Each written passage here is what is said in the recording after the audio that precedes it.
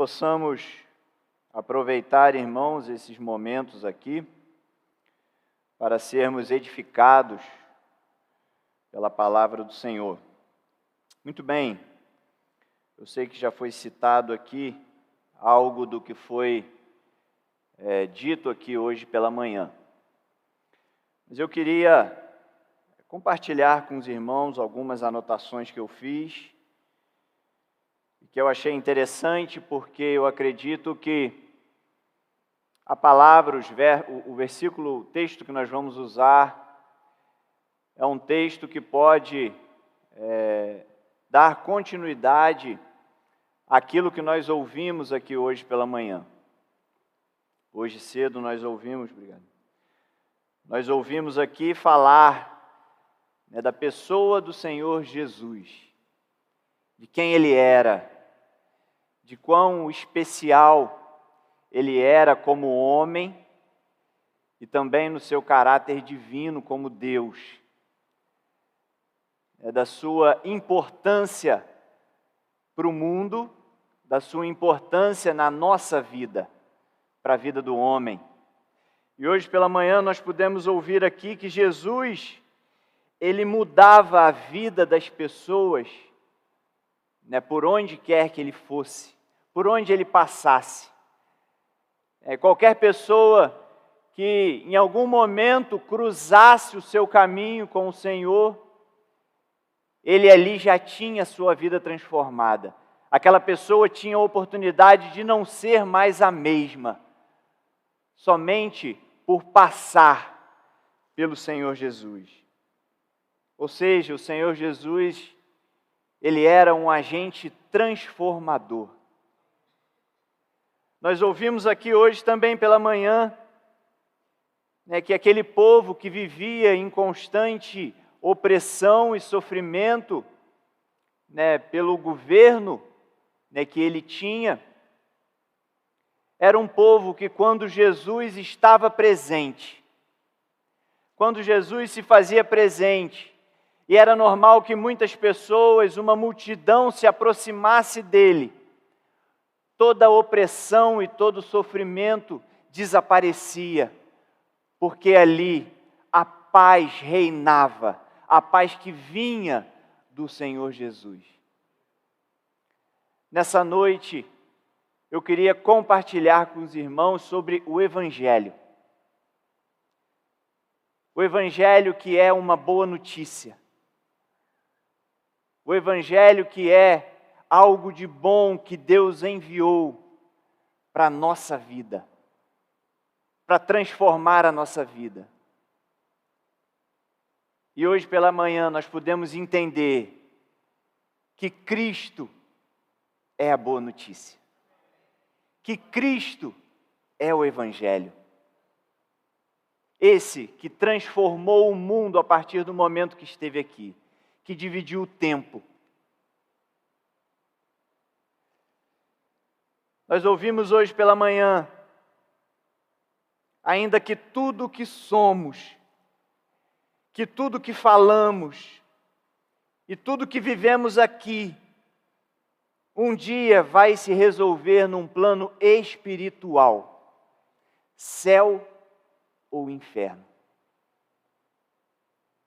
É isso que o Evangelho veio proporcionar a você. Ele veio te dar a oportunidade de escolher. Cristo é o Evangelho. Cristo é o agente transformador de vidas. Hoje ainda pela manhã nós cantamos uma canção, talvez o hino mais conhecido de qualquer inário cristão no mundo. E cantamos essas palavras que dizem: sublime graça que alcançou um pobre como eu. E aí ele fala da condição da vida do homem. E diz que a mim, perdido e cego, achou. E então ele fala do que Cristo fez, do que o Evangelho fez. Salvou e a vista deu, transformou a realidade de vida do homem. Ele achou alguém cego e perdido e transformou essa realidade, porque Ele salvou e deu novamente vista ao homem. É isso que Cristo fez. É isso que Cristo ainda pode fazer. E ainda nós ouvimos hoje pela manhã que Jesus é aquele que divide os homens. E Ele divide entre salvos e perdidos. Ele está no meio. Isso mostra, né, que existem dois grupos de pessoas, os salvos e os perdidos. Cristo está pronto para fazer a diferença na vida de qualquer pessoa e te encaminhar para um desses lados, para te encaminhar para a vida, para o lado de alguém que foi salvo por Ele, para te afastar desse outro lado, onde estão aqueles que se perderam, que estão andando em perdição por estarem longe do Senhor Jesus. Ouvimos nessa manhã sobre esse Senhor. E nessa noite eu queria contribuir com essa mensagem que ouvimos pela manhã, falando sobre o Evangelho, essa boa notícia que é o próprio Cristo, que Ele mesmo veio trazer. Abra sua Bíblia em Romanos, no primeiro capítulo. Romanos, capítulo 1, nós vamos ler apenas 2 versos.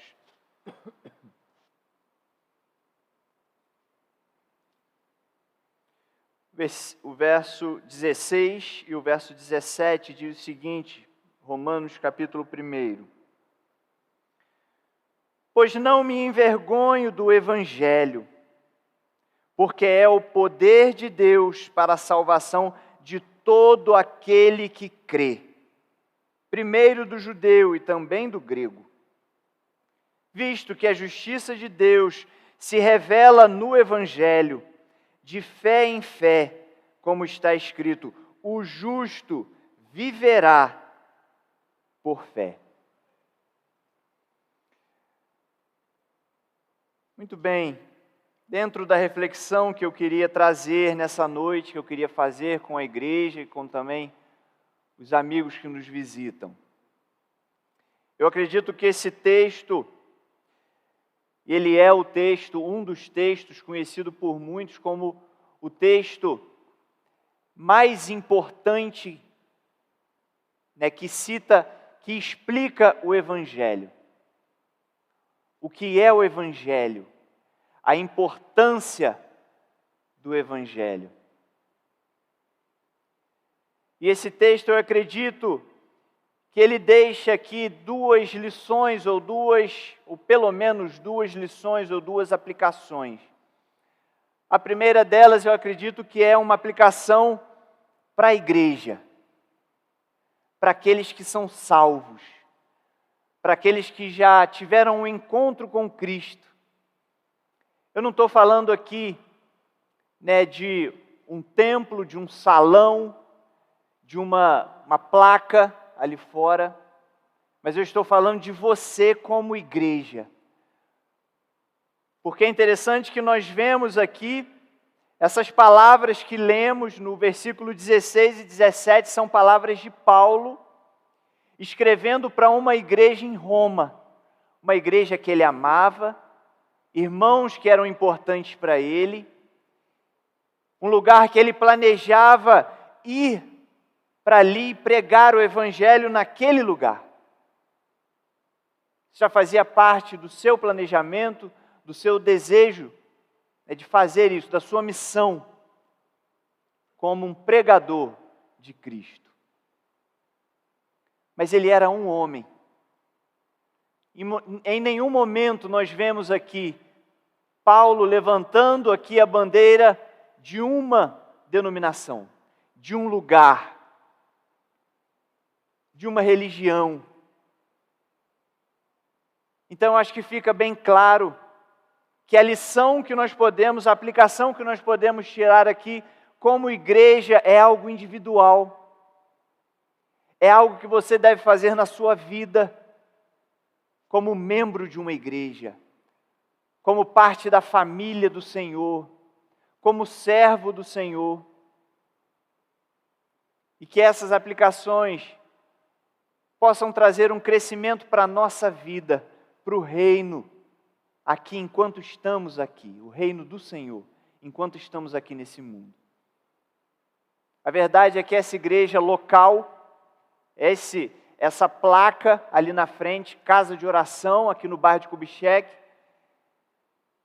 ela já prega esse evangelho transformador há mais de 40 anos.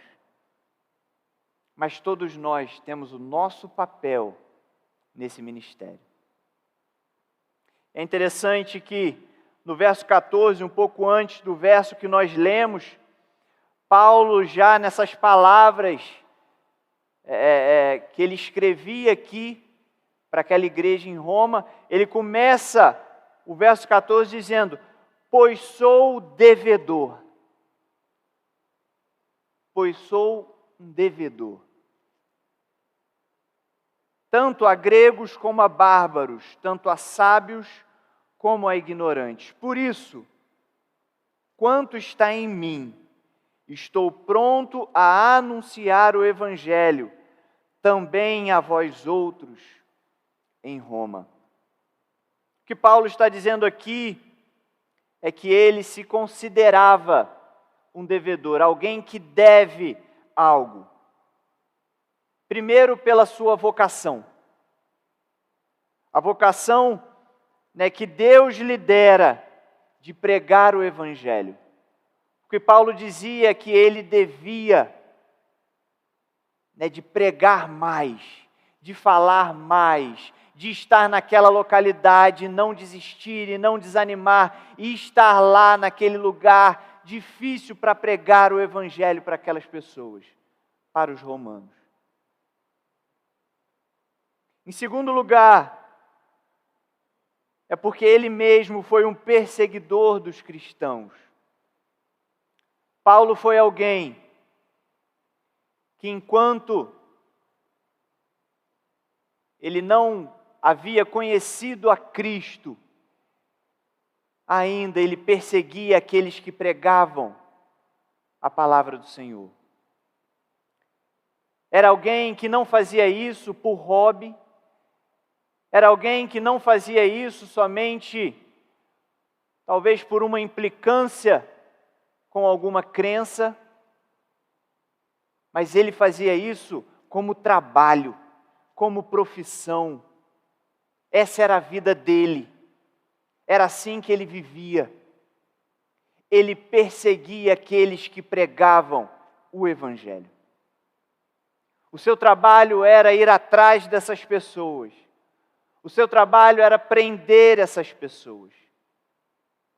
E alguns casos, pessoas que eram presas nessa situação chegavam a morrer, assim como Estevão, e que Paulo talvez, direto ou indiretamente, participou, ou pelo menos acompanhou aquela morte, de um homem que pregava de Cristo, mas que foi preso por isso. Paulo, ele se sentia devedor, porque um dia ele perseguia essas pessoas, mas agora ele conhecia esse Deus, ele conhecia esse agente transformador, um homem que pouco tempo antes desses momentos aqui da vida dele, estava também vivendo ali. A história que nós ouvimos de Cristo, hoje pela manhã, ela foi acontecendo até a morte dele ali na cruz. E a história de Paulo é uma continuação. Porque algum tempo depois, poucos anos depois, Paulo estava agora pregando desse mesmo Cristo, que havia sido crucificado. Paulo, então, ele se sentia um devedor por isso. porque ele entendeu esse evangelho. E agora ele entendia, irmãos, que o papel dele, ele não podia reter essa informação que havia transformado a sua vida. Ele agora precisava, levar isso à frente. Esse era o papel, essa era a missão dele. Essa era a dívida que ele tinha. Como nós temos, irmãos, como igreja, como cristãos, como crentes, como transformados por esse evangelho, como temos encarado, como temos visto o nosso papel diante desse mundo? Individualmente, nós não podemos olhar para esse momento, para essa realidade como um local, porque a igreja está aqui há mais de 40 anos fazendo isso. Mas e nós? Quando não estamos aqui, como temos vivido como cristãos? Lá no nosso trabalho, lá na nossa escola, lá no nosso bairro, na nossa família. É necessário pensarmos nisso, como alguém que foi transformado por Cristo. Será que temos pensado que temos essa dívida com o Senhor?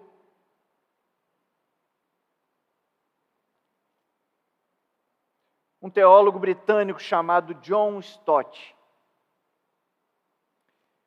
ele dizia o seguinte: existem duas formas de se endividar. Uma delas é emprestando dinheiro de alguém. A segunda forma de se endividar é quando alguém nos dá o dinheiro para uma terceira pessoa. É quando alguém nos dá o dinheiro e nós ficamos como responsáveis por aquele dinheiro que é para outra pessoa. E Paulo, quando ele diz que ele se sente endividado, que ele é um devedor, é sobre esse segundo caso que ele se refere. Deus havia confiado a Paulo o Evangelho como sendo um tesouro que deveria ser entregue, não só a Roma, mas ao mundo. Por isso que Paulo se sentia um devedor. Porque ele entendia que a partir da transformação de vida que ele teve, através desse Evangelho, ele agora devia a Cristo passar esse Evangelho à frente. Ele não podia segurar essa informação, ele não podia guardar para ele essa mensagem. E ele deveria usar, gastar a sua vida em prol de levar essa mensagem. Irmãos, esse é o nosso papel como igreja. Esse é o nosso papel como igreja. Até onde temos feito isso? Que isso possa chamar a nossa atenção. É por isso que Paulo diz lá em 1 Coríntios 9, o verso 16, quando ele fala: se anuncio o Evangelho, não tenho de que me gloriar, pois sobre mim pesa essa obrigação, porque ai de mim se não pregar o Evangelho. Ai de mim se não pregar o Evangelho. Pesa sobre mim essa obrigação. Esse é o nosso papel, irmãos. Esse é o nosso papel. Agora, entrando no verso que nós lemos, o verso 16, ainda numa aplicação para a igreja.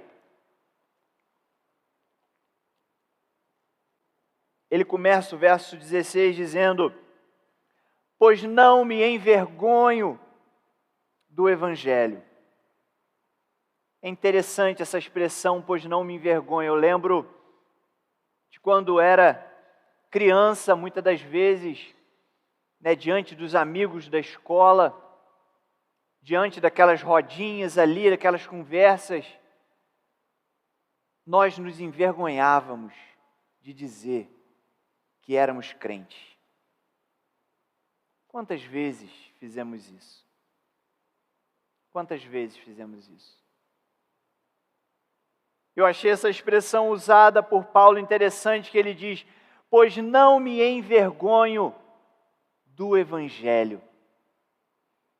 E é interessante porque certamente a expressão não me envergonho que Paulo usou aqui não era a preocupação que ele tinha de talvez quando chegasse ali em Roma, quem sabe ele poderia encontrar com pessoas que talvez até mesmo ele conhecesse. Pessoas importantes, pessoas influentes, pessoas que participavam da vida dele antes do Evangelho alcançá-lo.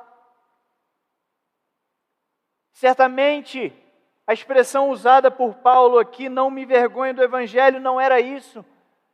Ele não tinha essa preocupação de que talvez ele se encontrasse com essas pessoas ali um dia. Mas eu acredito que essa expressão ele usou é porque realmente ele sentia orgulho, ele ficava feliz pela oportunidade de pregar o Evangelho. Ele ficava feliz, ele reconhecia isso como uma oportunidade, como um privilégio. Alguém que um dia perseguiu o Evangelho, agora poder falar dele, poder levar essa boa notícia. Alguém que queria acabar no passado com essa notícia, agora era alguém que levava essa notícia à frente. Paulo se agradava disso. Será que nós estamos nos alegrando de falar de Deus como crentes, como igreja? Ou será que apenas fazemos parte de tudo que acontece no nosso dia e não temos influência alguma na vida daqueles que nos rodeiam? Que possamos, irmãos, estar atentos a isso. Ainda continuando no verso 16, ele diz: pois não me envergonho do Evangelho. E ele explica o porquê. Porque esse Evangelho é o poder para a salvação de todo que crê. E a expressão usada aqui por ele é uma expressão que chama a nossa atenção, ou deve chamar a nossa atenção, pelo fato de para quem estava recebendo essa carta. Que povo era esse que estava recebendo essa carta? Ele diz que o Evangelho é o poder para a salvação de todo aquele que crê. Uma das características do povo romano, uma das características de Roma, é que ele era um povo poderoso. Era um povo poderoso. Eram pessoas que se vangloriavam do poder que eles tinham, do poder de dominar uma grande parte do mundo naquela época, do poder de controlar muitos povos, porque eles tomaram, através das guerras, muitas nações. Poder era algo muito importante para Roma. E agora Paulo escreve que esse Evangelho que havia transformado a sua vida, esse Evangelho que ele tinha o prazer, que ele se sentia na obrigação de falar, de pregar, esse Evangelho era o poder que podia salvar todo aquele que cresce nele. O que Paulo dizia aqui é que o evangelho que ele pregava era muito mais poderoso do que qualquer poder que qualquer nação poderia ter.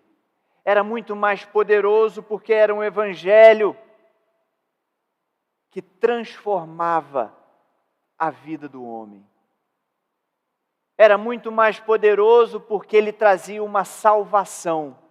Salvação não de povos que poderiam subjugar qualquer nação, mas uma salvação eterna. Salvação de uma perdição eterna.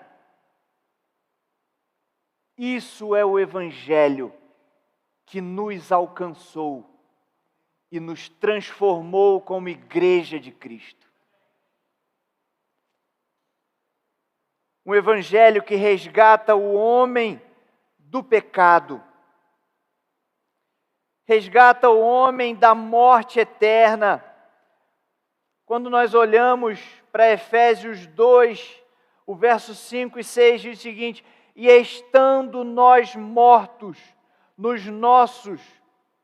em nossos delitos, nos deu vida juntamente com Cristo, pela graça sois salvos. E juntamente com Ele nos ressuscitou e nos fez assentar nos lugares celestiais em Cristo Jesus. Um evangelho que transforma a vida do homem. Um homem que estava morto através dos seus erros, dos seus delitos. E agora o verso termina, esse evangelho nos fez assentar nos lugares celestiais em Cristo Jesus. Deu vida a quem estava morto. Esse evangelho é o evangelho que conduz um homem ao estado de vida eterna. Se nós voltarmos nesse mesmo capítulo, ainda no primeiro verso do capítulo 2, a primeira parte, ele diz: Ele vos deu vida, estando vós mortos nos vossos delitos e pecados. Um dia, irmãos, nós estávamos mortos. Estávamos mortos. Se você hoje já entendeu o Evangelho, já aceitou a Cristo como seu Senhor e Salvador, um dia você estava morto. Mas foi por causa desse Evangelho que hoje você está sentado ao lado do Senhor Jesus. Você está sentado nos lugares celestiais em Cristo Jesus. Foi através desse Evangelho. Não podemos reter essa informação. Não podemos guardar essa informação. O nosso dia a dia, a nossa vida, o meio que nos cerca tem que entender, através da nossa vida, das nossas palavras, das nossas ações, que um dia Cristo transformou a nossa vida. Esse Evangelho, essa palavra poderosa. Há poucos dias atrás, nós recebemos um vídeo de uma mensagem do irmão Lossi, e ali ele citava uma parte daquela mensagem. Eu acredito que certamente ele usava o verso 12 de Hebreus 4, que diz o seguinte: porque a palavra de Deus é viva e eficaz, e mais cortante do que qualquer espada de 2 gumes, e penetra até o ponto de dividir alma e espírito, juntas e medulas, e é apta para discernir os pensamentos e propósitos do coração. Esse é o Evangelho. Ele alcança o mais profundo da vida do homem. É uma palavra poderosa. Eu faço parte de uma família de açougueiros.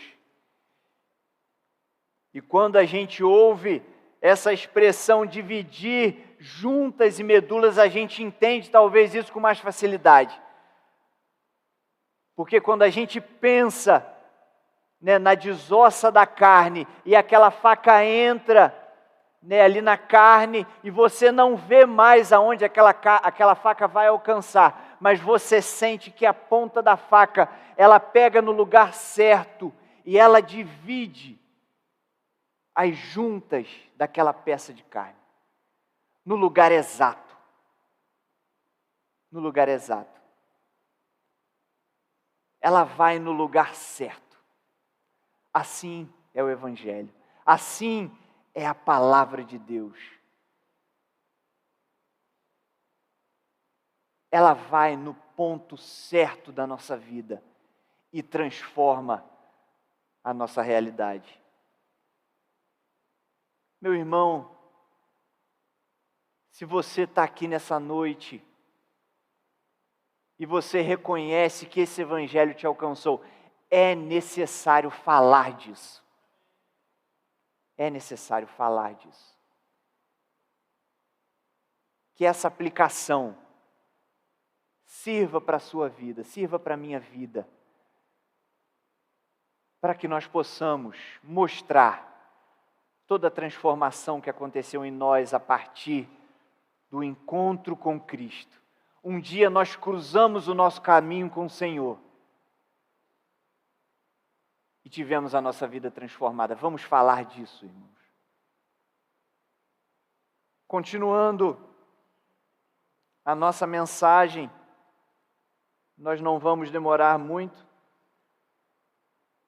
usando ainda esse verso de Hebreus 4:12, que diz que a palavra de Deus, ela é viva, e ele usa uma expressão aqui muito interessante, que fala que ela é viva e eficaz.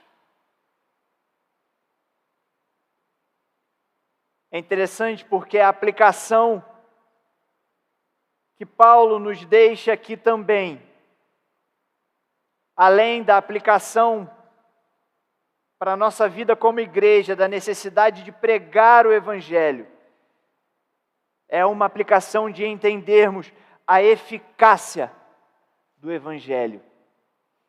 E essa aplicação, meu amigo, talvez, porventura, existe alguém aqui nessa noite que ainda não é conhecedor desse Evangelho transformador. Se você ainda um dia não entregou a sua vida para Cristo, talvez você é uma pessoa que gosta de estar na igreja, que gosta talvez até mesmo dos crentes, que gosta da palavra falada aqui, que gosta das canções, que gosta da forma de reunir, mas que talvez você ainda não entregou a sua vida real, não teve uma experiência verdadeira com o Senhor. Talvez você acredite em Deus, mas não confiou a sua vida plenamente a Ele. Essa aplicação é para você. Entender a eficácia do Evangelho. É necessário isso. Eficácia significa a segurança de um bom resultado. Ou seja, aquilo que foi feito com eficácia teve um bom resultado. Não deu errado. Deu certo. Aquilo que foi eficaz é porque deu certo. E Hebreus 4:12 diz que a palavra de Deus, além dela ser viva, ela é eficaz. Ou seja, ela deu certo, ela dá certo. O Evangelho, ele é eficaz porque ele dá certo no seu propósito de transformar a vida do homem. Por isso o Evangelho é eficaz. E o verso 17 de Romanos diz que, visto que a justiça de Deus se revela no Evangelho, e ele trata aqui da justiça de Deus. E quando, irmãos, nós falamos em justiça,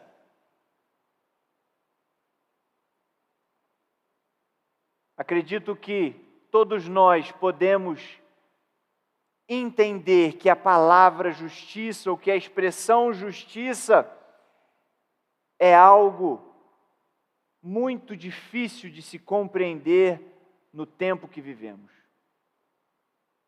Talvez não só no tempo que vivemos, mas a injustiça, ela predomina, quem sabe desde que o mundo é mundo, como dizem as pessoas. A injustiça predomina. É difícil hoje nós vermos uma justiça plena. E a verdade é que todos nós nos desagradamos com a injustiça que vemos. E vemos todos os dias. A verdade é que nós nos entristecemos, é que nós nos revoltamos quando vemos atos de injustiça, seja ele qual for. A verdade é que quando olhamos para situações em que existe injustiça, o nosso senso de justiça fala mais alto. É quando olhamos, talvez, para alguém que deveria ser condenado pelos seus atos errados, pelos seus erros, pelos seus crimes, pelas suas falhas. Quando olhamos alguém, um homem, um juiz que deveria condenar tal pessoa, ele dá a liberdade para alguém assim. Logo aflora o nosso senso de justiça. E às vezes nós nos revoltamos contra isso. Essa é a verdade. Mas é interessante que Paulo, ele fala aqui da justiça de Deus. E quando pensamos na justiça de Deus, nós podemos entender que o nosso Deus é um Deus justo. Justo. E é necessário você, meu amigo, entender que se um dia, que se logo você não tiver um encontro real com Cristo, verdadeiro, quem sabe vai chegar um momento em que Deus vai ter que exercer a sua justiça na sua vida. O nosso Deus, Ele é um Deus justo. Justo. E então não adiantará o seu senso de justiça ir contra aquilo que Deus poderá fazer na sua vida.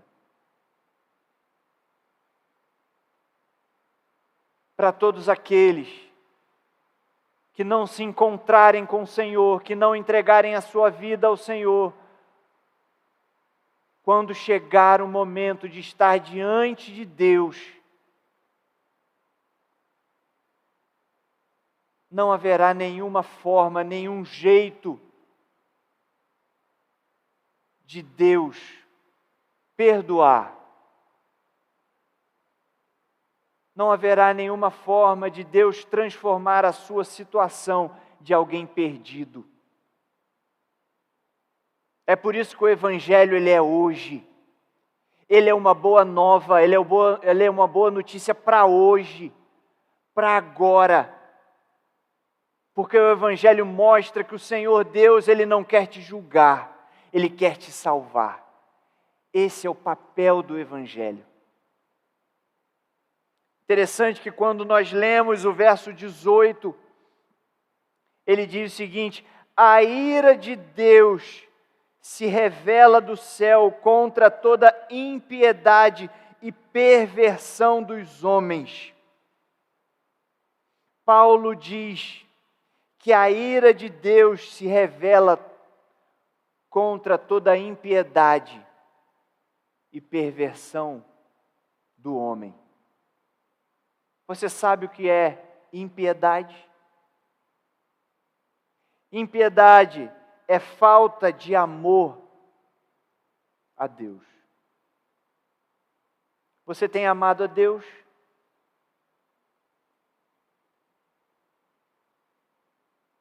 Talvez na sua cabeça você pense, olha assim, eu amo a Deus. Então qual é a relação que você tem tido com Deus? Como é o seu relacionamento? Não tem como você amar alguém se você não se relaciona com Ele. Como tem sido o seu relacionamento com Deus? A ira de Deus se revela contra toda a impiedade. Talvez você tenha sido impiedoso. Talvez você não tenha amado a Deus. E Paulo, ele escreve aqui no verso 18 que a ira desse Deus, que é justo, se revela contra todo homem que é impiedoso. Mas o Evangelho, no verso 17, ele diz que a justiça de Deus se revela nesse Evangelho. Enquanto a ira de Deus, ela se revela contra toda a impiedade, a justiça de Deus se revela no Evangelho. Esse Evangelho que pode transformar a sua vida, que pode transformar a sua realidade. Esse Evangelho.